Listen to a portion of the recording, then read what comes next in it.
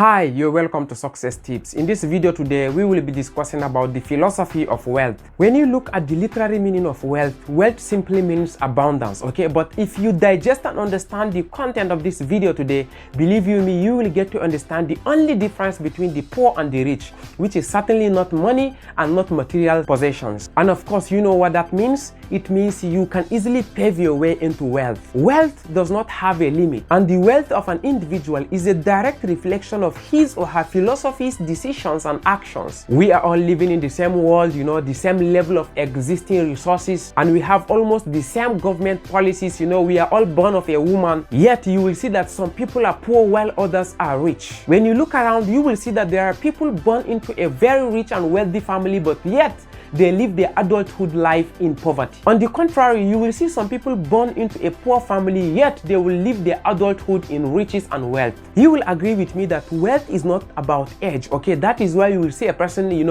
living his life all in struggle, and then they will give birth to a child in his presence. That is how that child will grow and then become very wealthy while that man is still struggling. Despite that, the child came after him, but yet age is not a defining factor when it comes to wealth. Why does all that happen? It happens that way because of the difference in philosophies, decisions, and actions of individuals. If you really want to pave your way to abundance and wealth, I will want you to pay so much attention to the content of this video, because I am going to be explaining to you the molecular understanding of what wealth is and then the philosophy of wealth. Now, taking a deep look at it, the philosophy of an individual is what determines the person's decision and an action. Okay, so meaning philosophy is the major hallmark of a person's level of wealth. A person's philosophy is just like a vessel, thrown into a river, okay?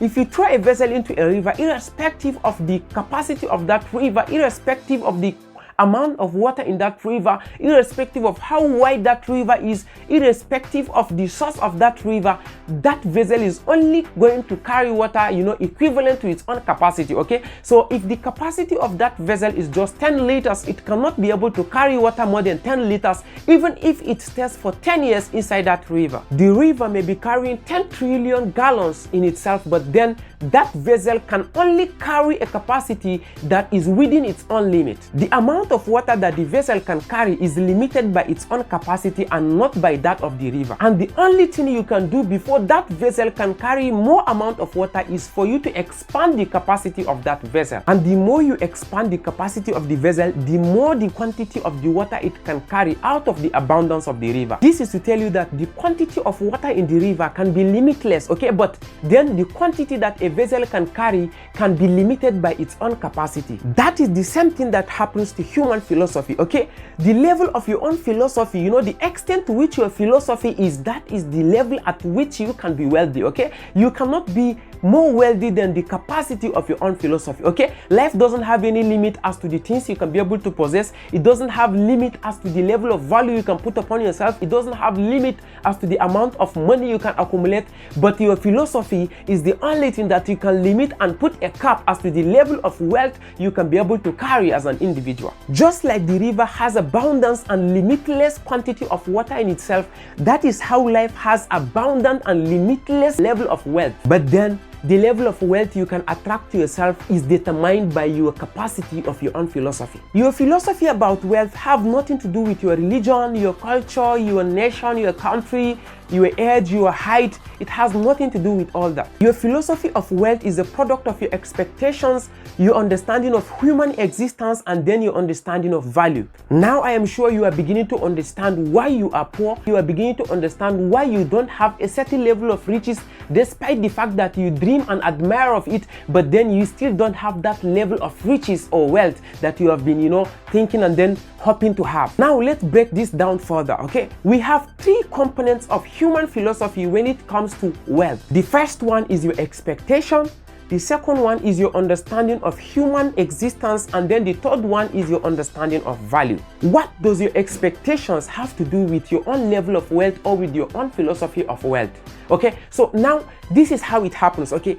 If your philosophy is just wired in such a way that your only expectation is to barely feed your own family and then have a roof on top of your head, you can never be able to build a level of wealth that will exceed that. It is as simple as that. If your expectation is just to afford your children to go to school and then, you get them married, then you can never be able to, build your level of wealth beyond that capability. If your expectation is just to have money worth $50,000, then believe you me, you can never amass wealth that will exceed that. If your expectation is just to have an impact within your own community, then you can never amass wealth that will exceed that expectation. So your expectations have something to do with your own philosophy of your wealth. It has something to do with your own, level of wealth that your own philosophy can be able to accommodate. That is why when you give money to a person that his own expectation is just to have $2,000, that is how that person will waste away that money until all he can afford at the end of the day is $2,000. If you give money to a person whose expectation is just to afford his children's school fees, that person will end up wasting the money irrespective of the amount until that person comes down to a level that he or she can only be able to afford his children's school fees. Your capacity to amass wealth, start with your level of expectation. Just the way that vessel is, just the way the capacity of that vessel is, which determines the quantity of water that it can carry from the river. That is when your level of expectation plays a role in your philosophy, which will then translate, to your capacity to be able to amass wealth. Now, this takes us to the second aspect of the human philosophy about wealth, which is the understanding of human existence. Okay, so your own philosophy and understanding about the importance of human existence, when it comes to your own wealth, is a key to you amassing, your abundance, to you amassing money, to you amassing material possessions, to you amassing any kind of things that you want to have around yourself. It is important for you to understand that the existence of humans around you have a role to play when it comes to amassing your own wealth. Okay, let me make it simple. Okay, whatever value you are radiating, whatever product you are selling, whatever services you are rendering, it has to be rendered to an individual. Okay, even if you are a veterinary doctor, for instance, you will have to be, giving that medication to an animal that belongs to another individual who will then definitely be the one to pay you for your own services. If you are a mechanic, for instance, you will have to go and repair a car that belongs to another human being who will now end up being the one to pay you for that services. Think of anything that has something to do with wealth. It has everything to do with human existence. It is as simple as that. So it is important for you to understand the space of human existence when it comes to you building your own wealth. Now, the last component of the human philosophy about wealth is value. Okay, you need to understand that if you want to build wealth, you need to become valuable. You need to have skills that can be able to attract other people's resources to yourself. You need to have that level of knowledge that can attract people to come to you. It is important for you to understand that value has a critical role to play when it comes to wealth.